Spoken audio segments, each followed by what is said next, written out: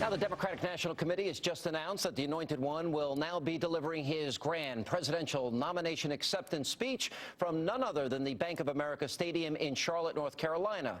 Now, if this decision sounds, well, a little convenient, well, maybe that is because it's, well, let's not forget, the deeply troubled Bank of America, which is headquartered in Charlotte, was the proud recipient of a taxpayer-funded $45 billion bailout during the financial crisis.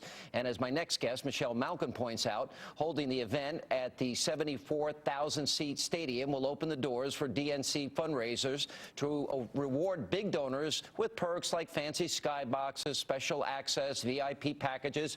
But wait, I thought this was supposed to be the People's Convention hosted by the Party of the 99%.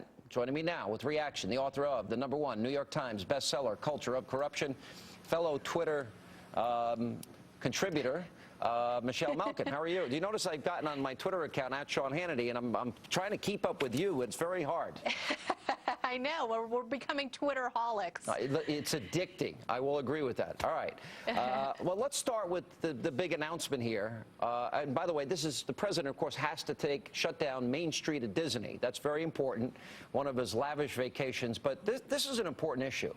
When you look at the extravagance that's going to go on, the big money people behind the scenes, the appointment of this guy by the administration of Bain, I'm like, how do they get off saying that they can make this argument anymore?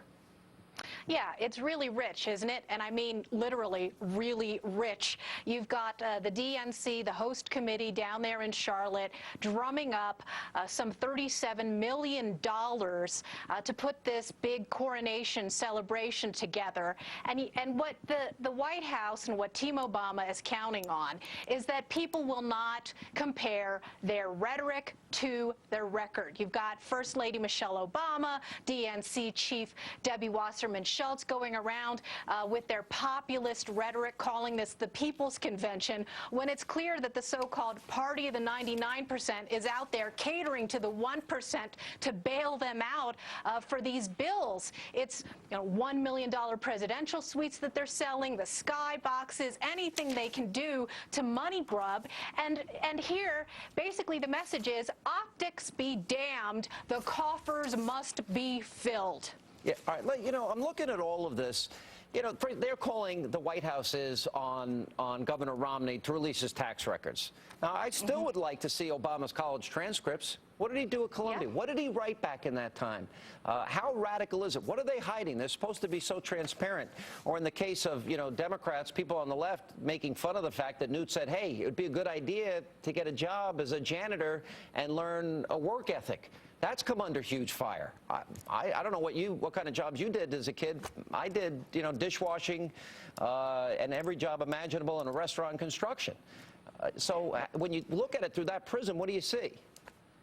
Well, I think what you see is the Republican Party always under fire as the party of the rich, conservatives always being attacked as greedy capitalists and panderers of Wall Street, when we've got the man of the people who's going to be delivering his coronation speech at a stadium that's named after one of the biggest bailed out banks that should have failed years and years ago, Bank of America. Let's not call this the People's Convention anymore. Let's call it what it should be, truth in advertising, the Fat Cat Convention. Yeah. I mean, we're talking about a corporation that has gotten not just the $45 billion in TARP funds, but nearly $1 trillion in secret federal emergency funds, that has forked over some $421,000 in PAC money to Obama to get him elected. And you see the culture of corruption and crony business as usual at work here.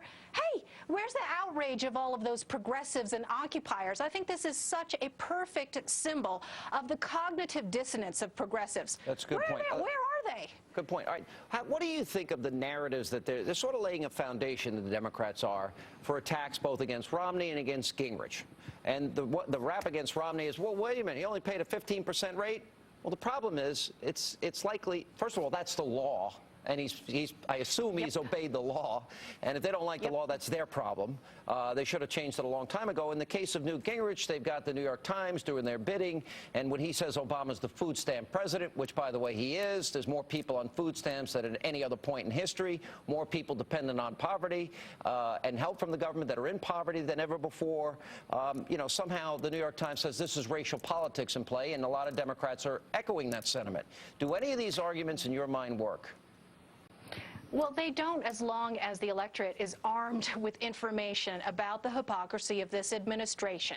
And what conservatives and Republicans need to do more of, no matter what our differences might be about the candidates and whatever disagreements we might have intra-party, I think we have to unite and perform political jujitsu on these class warfare hypocrites. And we have to say, wait a minute, didn't the Obama administration just break its own anti-lobbyist rules and appoint a lobbyist as the domestic policy chief, Cecilia Munoz? How about the guy who used to work for Bain, who's now in charge of the Obama OMB? How about all of those Goldman Sachs men and all of the financial people who helped usher in all of the subprime crisis in the first place, recycled through the Bush administration and still in place in the Obama administration? People need to know the truth about the culture of corruption that has dominated this administration from day one.